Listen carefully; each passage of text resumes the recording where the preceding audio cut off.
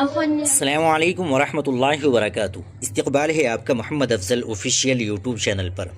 ناظرین کرام، آپ کے سامنے ایک بڑی اہم خبر پیش کرتا ہوں۔ ناظرین، ہر اس خاتون کے لیے پیغام جو اپنا چہرہ غیر محرم کے سامنے ظاہر کرتی ہے۔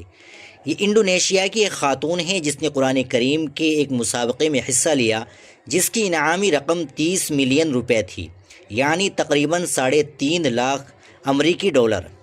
جب ججوں کی کمیٹی نے اس سے چہرہ کھولنے کا مطالبہ کیا جو مقابلے کی شرائط میں شامل تھا تو اس نے انکار کر دیا، مقابلے سے دستبردار ہو گئی اور اس قیمتی انعام کو چھوڑ دیا صرف اس لیے کہ کوئی اس کا چہرہ نہ دیکھے۔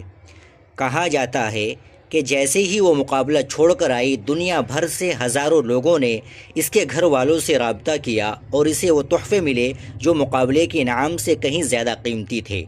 اس نے اللہ کے لیے اپنا چہرہ چھپایا تو اللہ نے اسے ایسی جگہ سے نوازا جس کا اسے گمان بھی نہ تھا۔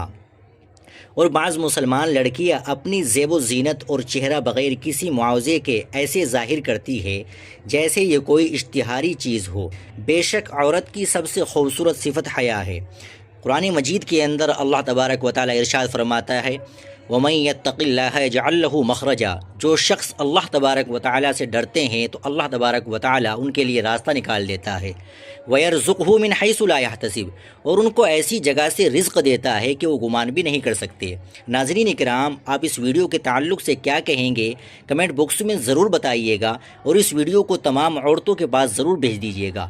آپ ہمارے چینل پر نئے ہو تو چینل کو بھی ضرور سبسکرائب کر لیجیے گا۔ السلام علیکم ورحمۃ اللہ وبرکاتہ۔